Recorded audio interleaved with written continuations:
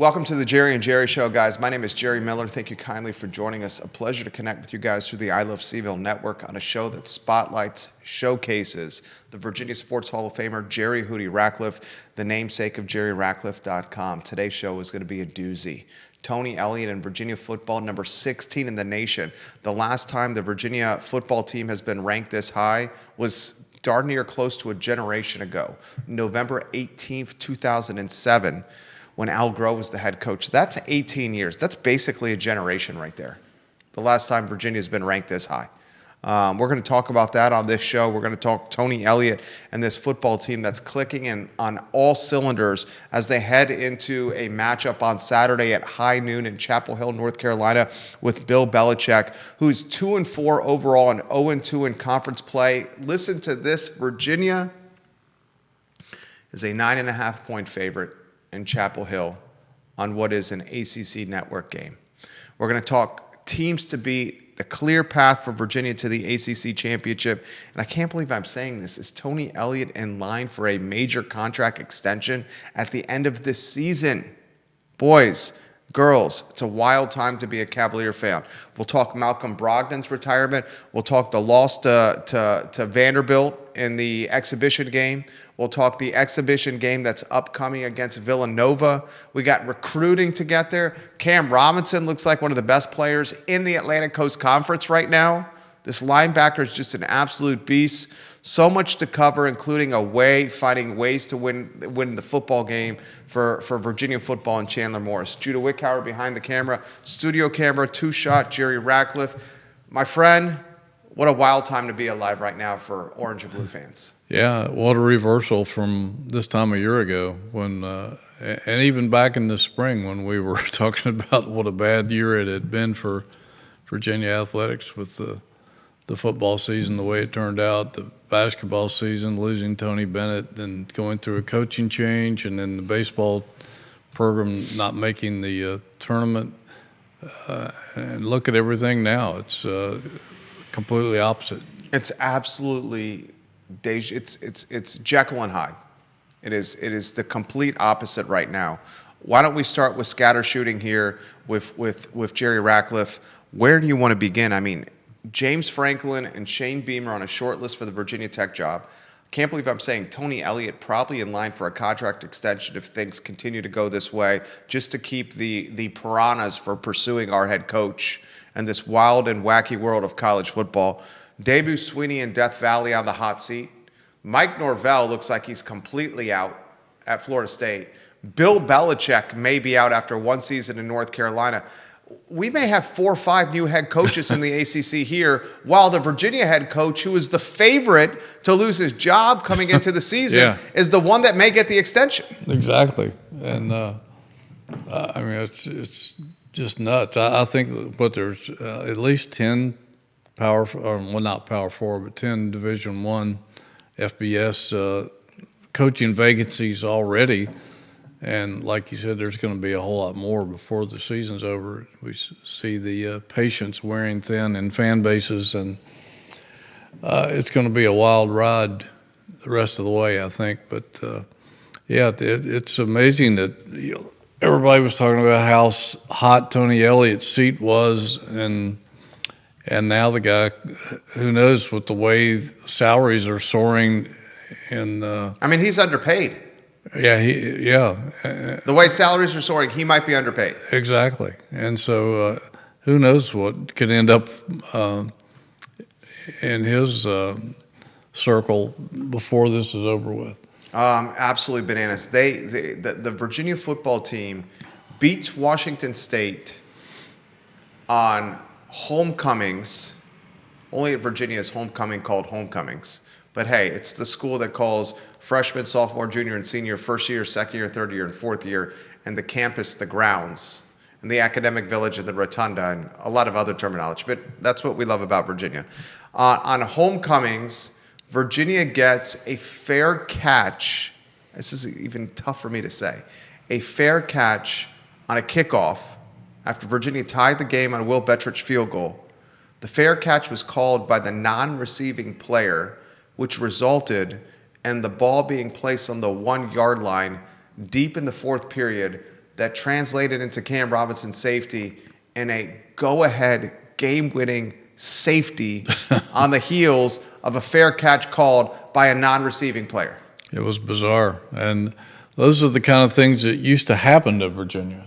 And they would lose games like that. But now they've won 3 games in a row in dramatic fashion, which Virginia fans were not accustomed to seeing. So they've learned how to win. But then again, it all goes back to the transfer portal and bringing in guys with experience that have played a lot of football elsewhere, and quality players and quality depth, and it's showing up at the right times. But, it was interesting seeing how things evolved at the end there with Virginia's defense putting pressure on Washington State, backed up in its own end zone, forced an interception that, like you said, by Brevard, who has, I think, 3 interceptions already, and put them in position to kick a field goal to tie it, and then kept them backed up because of that snafu with their special teams and took advantage of it. And that used to be the way Virginia would lose a game, but now they're finding ways to win, and that's what good teams do. And finding ways to win, that's what good teams do. And this team is 6-1. They're 5. They're. Can you believe I'm about to say this? They're 6-1 overall. You don't want their ACC conference record? Of course you do. They're undefeated in conference play at 3-0 in the conference. Yeah. Virginia and Georgia Tech. I mean, Georgia Tech is 4-0. SMU's still there. That's right. SMU's still there at 3-0. 5-2 overall for SMU. Virginia, a clear-cut path, ladies and gentlemen, to the ACC championship at North Carolina Saturday. ACC Network 12 o'clock kick. Travel to California. Host Wake Forest at Duke. Might be the toughest matchup on paper. Finish against Virginia Tech. Anything can happen around Thanksgiving with the Hokies at Scott Stadium.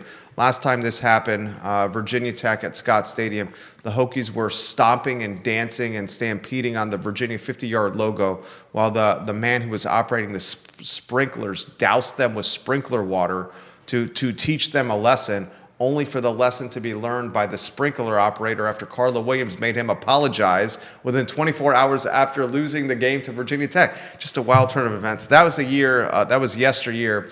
Today is the present, and this team looks like it has got a clear-cut path to the ACC championship. They really do. I mean, their fate is in their own hands. I know that's somewhat of a cliche, but it's so true in this case. And it's not like that. It's a cakewalk, because some of these other teams that still on the schedule can jump up and bite you. And we've seen Wake Forest beat people that you probably didn't expect them to. Duke is they're dangerous, especially at home. They could have won that Georgia Tech game. They played pretty well for the most part. Cal is, they're at home. Who knows? They have potential. Virginia was obviously favored and should win that game, but it is cross country. And then, as you said, the Hokies. Who knows? Bill Belichick. You hope this is not the week that he finds a way to upset somebody, because as bad as they have played, they did play better and probably should have won that game at Cal last Saturday night. And it's the South's oldest rivalry. It's a big game. I don't know what kind of crowd they're going to have after they've been losing, but it's a potential pothole in the road to the ACC championship game. So you can't take anything for granted at this point. I totally agree. Let's get to the Washington State game for a couple minutes more. 22-20, the victory on homecomings. Washington State was heavily underdogged in this one to the tune of 17.5 points. The line opened at 16.5. I think both you and I thought a 17.5 point line was just way too large. Way too large. Way too large. It clearly showed that the the retail bettor, the non-sharp or shark bettor, was infatuated with the Virginia story, and a lot of the retail betting public was riding that Cinderella wave to inflate the line. Anyone that follows the team knows the program, knew 17.5 was too much. And it was a dogfight. This was a dogfight. It was. This was a dogfight. Chandler Morris, not his best game. The offense struggled for maybe the first time, really struggled like this on the season. Even Jamari Taylor, who looks like one of the best tailbacks in the Atlantic Coast Conference, 2.8 yards per carry. Offense didn't do much, but the defense really came up, especially in the second half. Tony Elliott challenged his team in the locker room to come out in the final 2 periods and play Virginia football, and Hootie Ratcliffe, they did just that. Yeah, and I think if anybody was paying attention and listened to what Virginia's coordinator said at midweek last week, that this Washington State team had really improved. They used their bye week, made a quarterback change, a guy that's playing some pretty good football. And their defense, you knew they were going to get better because that guy had won a national championship, maybe 2, out at South Dakota State. And they play some pretty good football out there. And so even though it's a lower division, but you could see that they had made improvements the way they walked into Oxford, Mississippi, and gave Ole Miss a run for its money and could have won that game. They play some unique stuff on defense that gives people fits, and with the quarterback playing more confidently, they're going to look back and see that this was a much better win than people are maybe giving them credit for, because Washington State was just improved. And you're right, he had no magic words at halftime, and he wasn't going to scream. And he told him, he says, there ain't going to be a whole lot of screaming.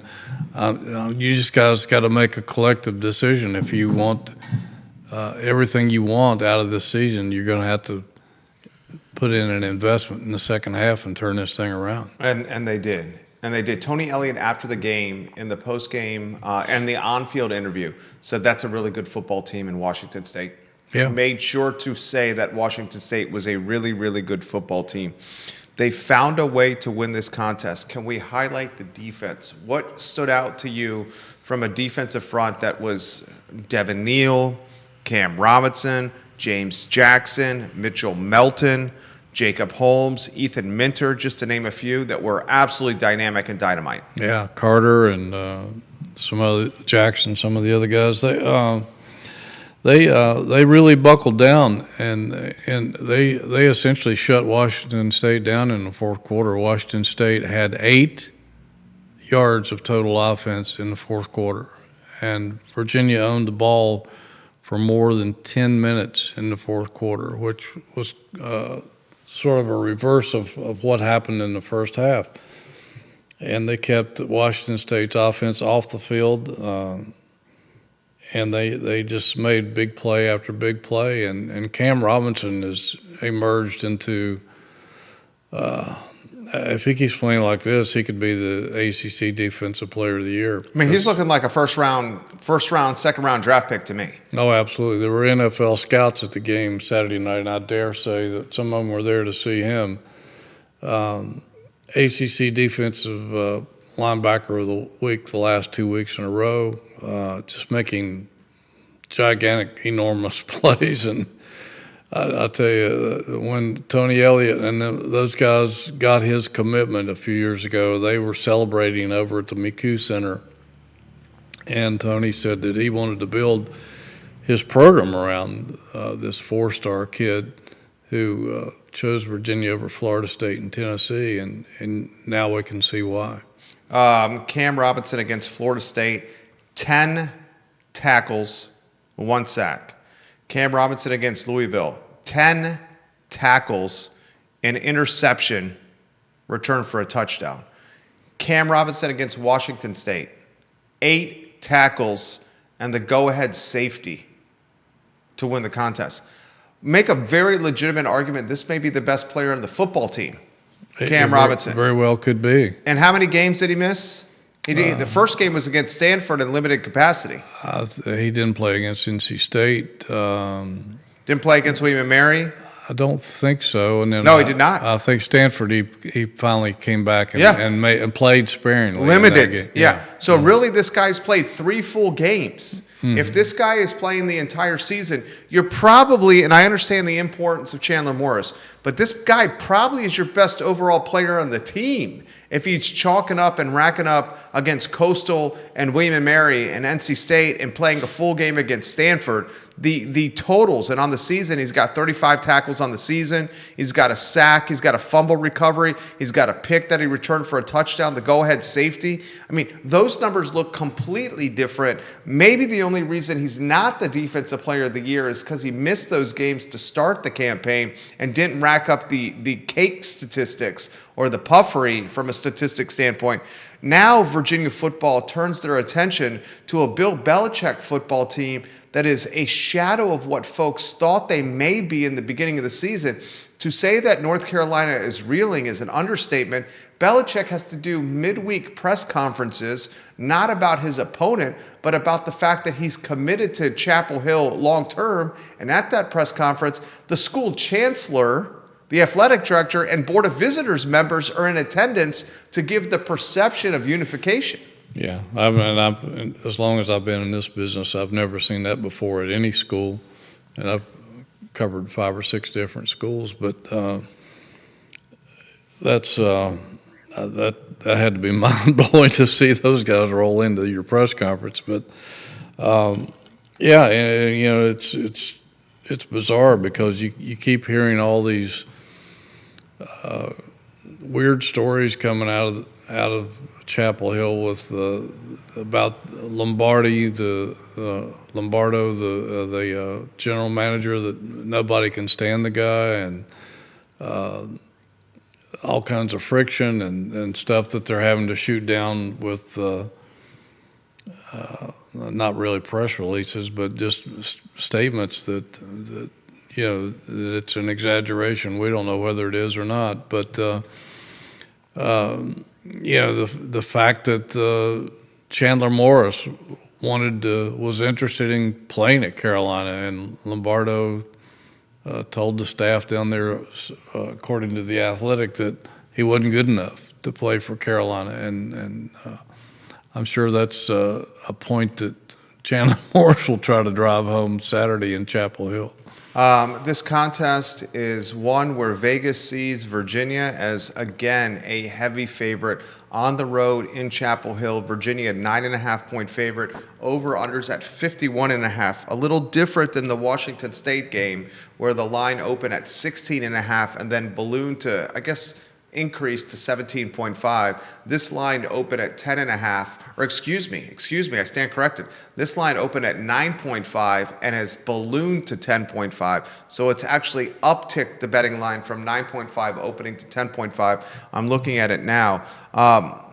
It seems straightforward to me. Keys to victory for this Virginia football team: establish the run, keep Chandler Morris safe, protected, and upright in the pocket, and then play action once those safeties start looking to defend the run, and then Morris can go over top with some very deep wide receiving core. Yeah, and Carolina's offense is ranked 131 out of 134 schools. So even though they did make some strides at Cal the other night, it's still an offense that is struggling. And I think Virginia's defense will be trying to tee off on Gio Lopez and some of their other players. But I think it's going to be imperative that Virginia regains its offensive form. They came out sluggish after that bye week against Washington State, again, who was better than given credit for, but they want to try to get off to a fast start like they had been and get that offense rolling early so that they won't have to sweat it out in the fourth quarter. Comments coming in faster than I can keep up. Let's go to the YouTube channel. Cliff Dacey's watching on the Eastern Shore. He says it's a warm morning and greetings from the Eastern Shore. He watched the entire game thinking they would lose. This group does not give up. Can't wait for the Wake Forest game because he will be there. First time he's able to attend in the season. He also agrees with another commenter on the YouTube chat box, Derek Jones, that the Virginia Tech matchup is the toughest on the schedule that's left because the Hokies do not fear Virginia, regardless if Virginia Tech has inferior talent. Daisy agrees with Jones on this. We know Virginia Tech, the history, and boy, it's a sour history for Virginia fans when it comes to Virginia Tech.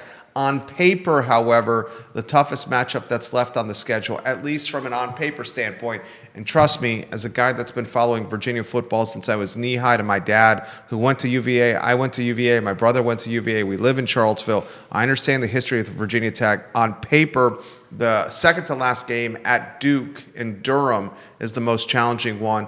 The Blue Devils 4-3 overall, 3-1 in conference play, and kind of on the outside looking in for the ACC championship. At this point, Georgia Tech, Virginia, and SMU, the only unblemished ACC teams. What do you make of the rest of the schedule, Jerry Hootie Ratcliffe, with a lot of people asking for your opinion? Well, I agree. I think the Duke game is probably the toughest of what's remaining because they're playing good football down there, and they've spent a lot of money in the portal too. And that's a good team. They have been. They haven't. They were ahead of Virginia in that regard for a couple of years, and their environment at their stadium has gotten much better in the past year or two with Manny Diaz getting things going. The guy that's at Texas A&M now was there before and turned things around, but they've been good. They could have won that game against Georgia Tech last Saturday, but Tech again, I think as we talked about last week, I think Haynes King was the difference in that game, and. But Duke is very capable, and at 3-1 in the conference, they're still in the running to make it to Charlotte. So if they can remain with just one loss heading into that game, that's a very dangerous football team playing at home. We don't know what kind of shape the Hokies are going to be in at the end of the season right now because they still have some tough games ahead on their schedule. They could be reeling by the time they get to the end of the season and come into Scott Stadium. So we don't know. Normally that's a brutal rivalry game, but if they're in, they may be so demoralized at that point that it may not be the usual Tech team that shows up. William McChesney wants some insight, if you don't mind, on the Virginia injury report. And I think it starts on special teams with a dynamic returner who's also a key contributor with the wide receiving core. Anywhere you want to go on the injury report? Well, again, as usual on Tuesdays, we won't know anything until we talk to Coach Elliott at 11:30 today. I think Cam Ross got banged up pretty good in that controversial call that looked like it was targeting to me and to most other people watching the game. It seemed like clear-cut definition of targeting. It's such an inconsistent call by officials. I wish they could clear that up somehow going forward, but I think Chandler Morris is a little more beat up than we realize, and I think that shoulder injury he suffered in the first game of the season still bothers him a little bit. So I think somebody landed on that in this game, and but he's a gamer and he's a warrior, and he's not going to back off at all.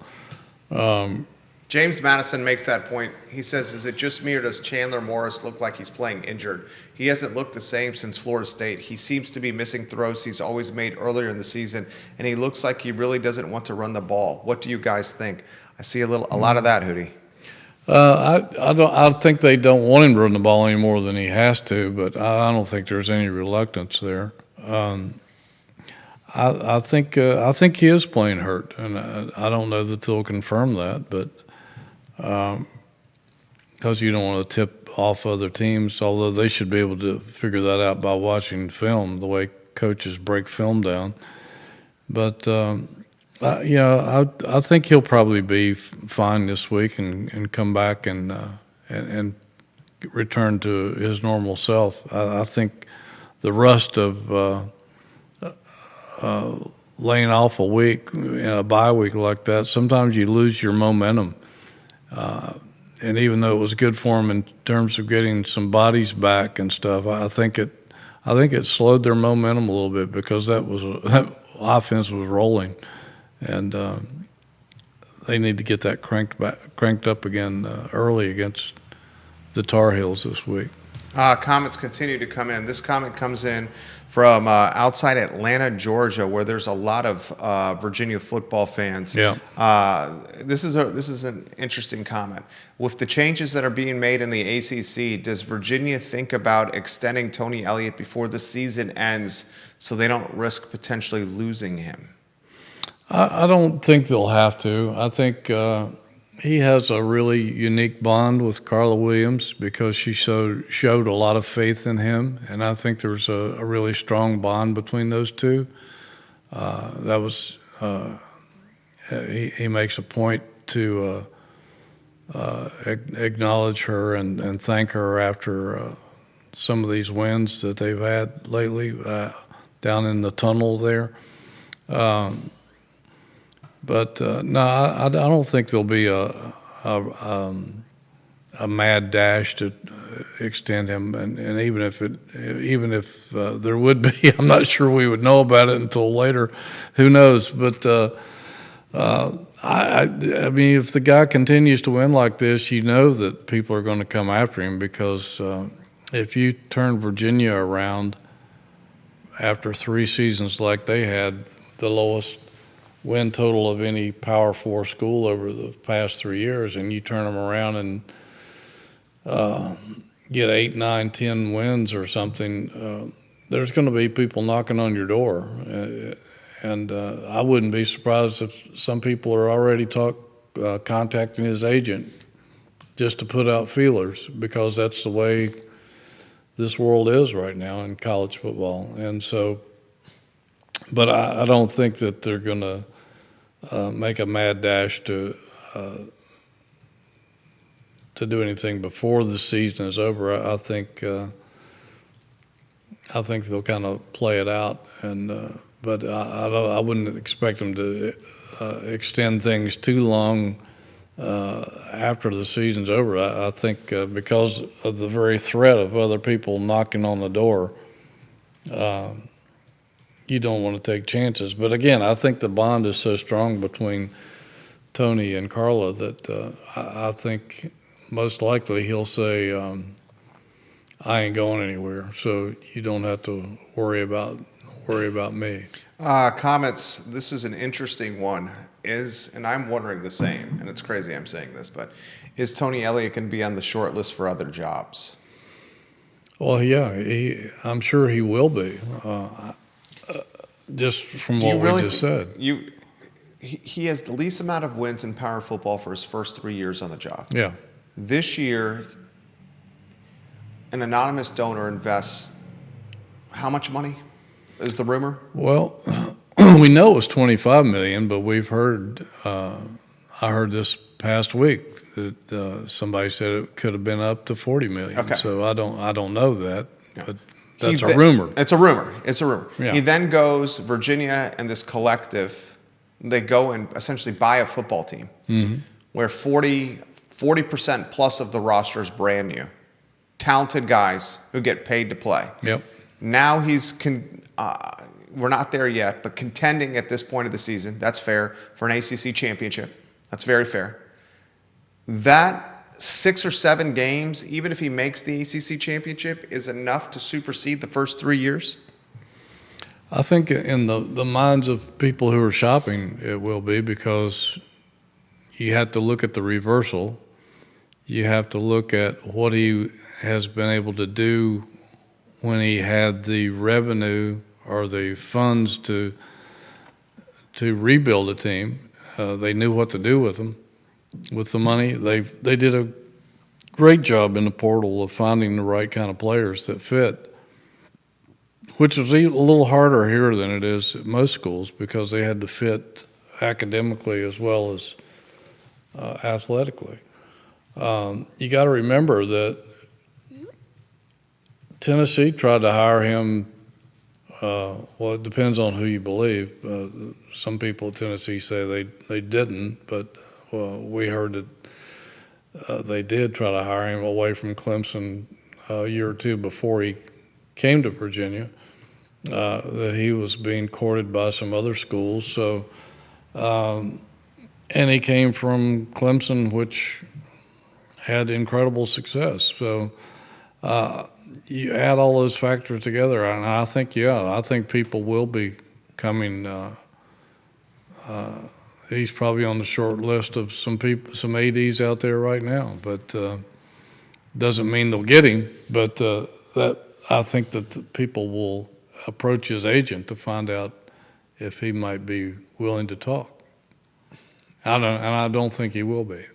ACC looks like it could be a completely different coaching hierarchy. Now going into next season, let's talk Virginia Tech. They've already replaced their head coach.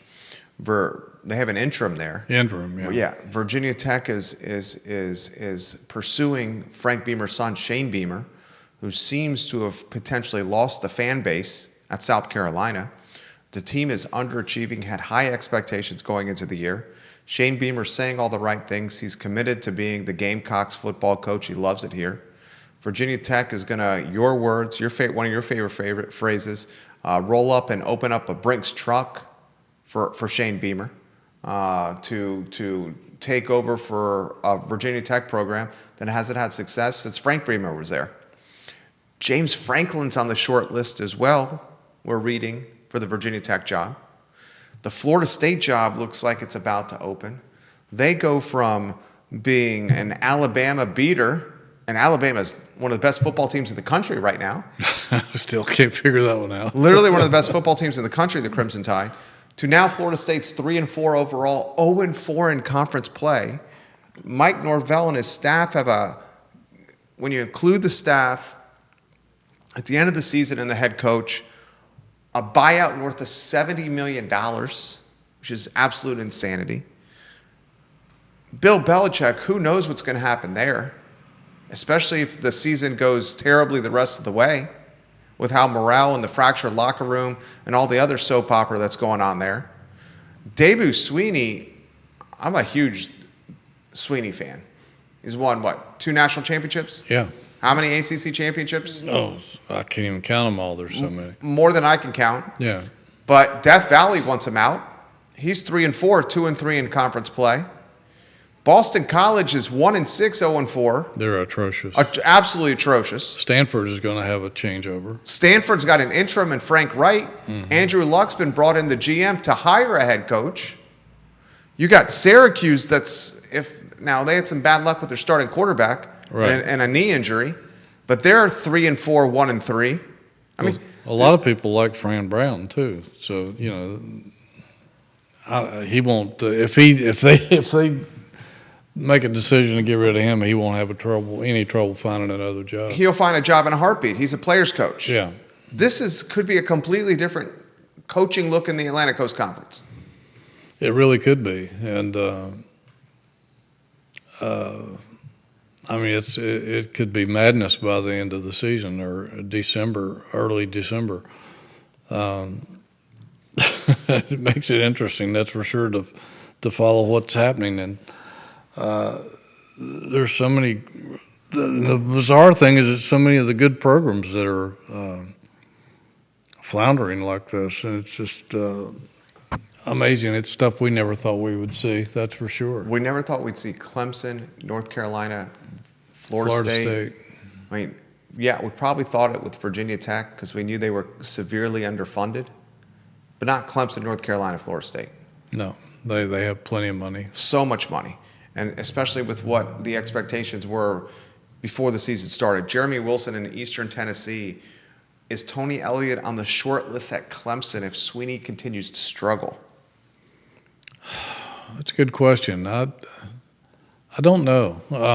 Some of the fans there were not really crazy about Tony at the end, but when he was flirting with other jobs and then came here, so I'm sure he had those who were in his corner, but there was a lot of stuff on their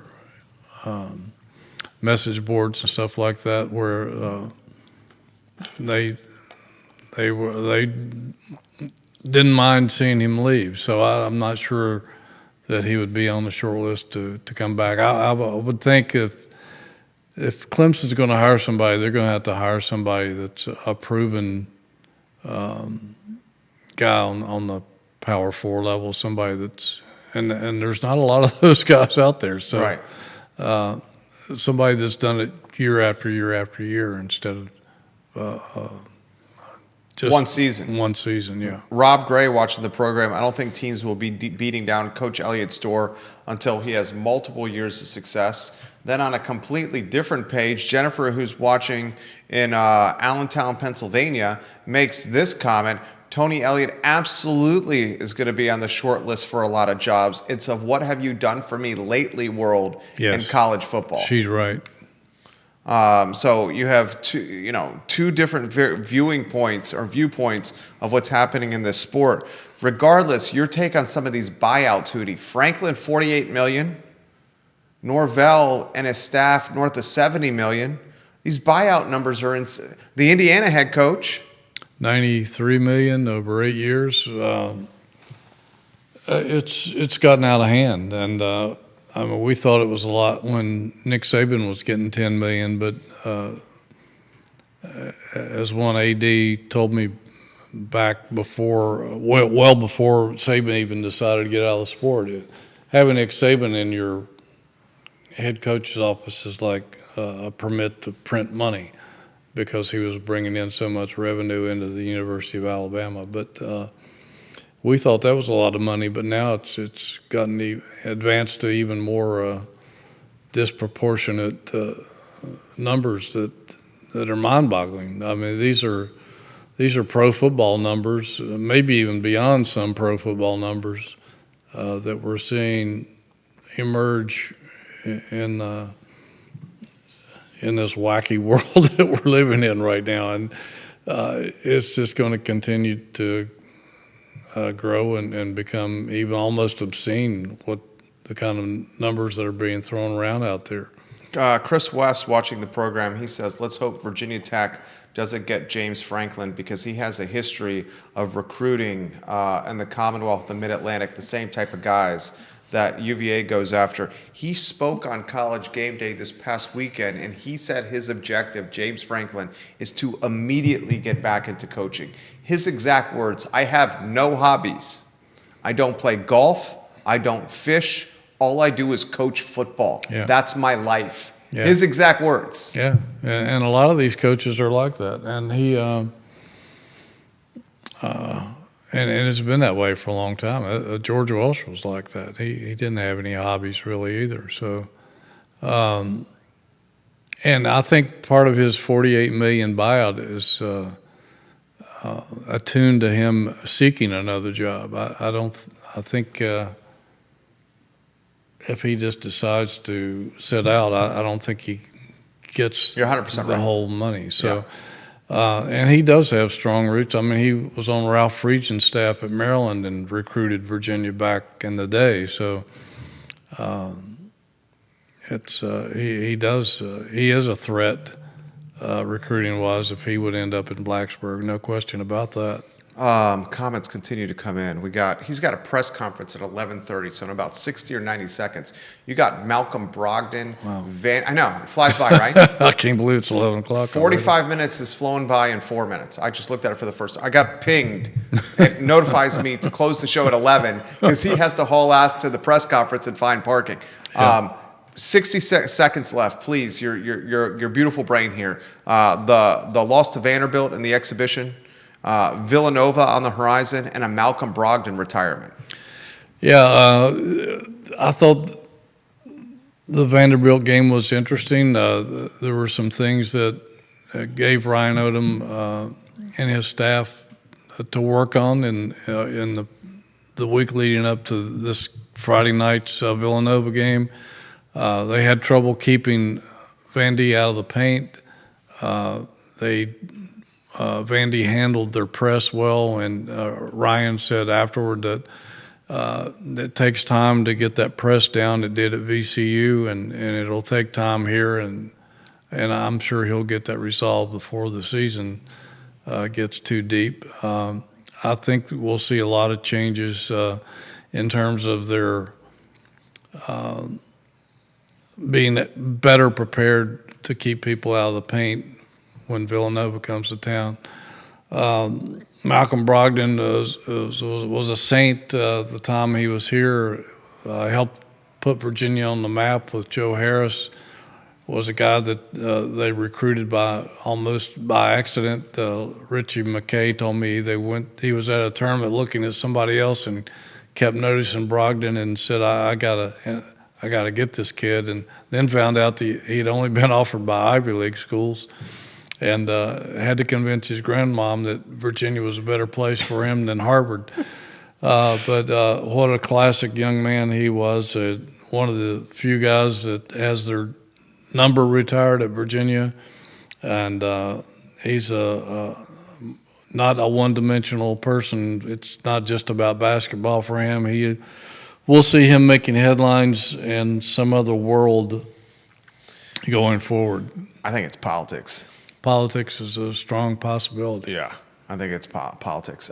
Jerry Ratcliffe, guys, jerryratcliffe.com, jerryratcliffe.com. I'm on the website every single morning, literally every morning. Today it was over iced coffee and some frosted strawberry Pop-Tarts. You're making me hungry. While I was reading jerryratcliffe.com, our youngest son was having a hard time getting dressed, so there were no bacon and eggs this morning. But the Pop-Tarts did well. Go to jerryratcliffe.com, read everything UVA related. Judah Wickower behind the camera, the MVP. This show archived wherever you get your podcasting content. Thank you kindly for joining us. So long, everybody. The show flew by. Cool. Yeah, it really did.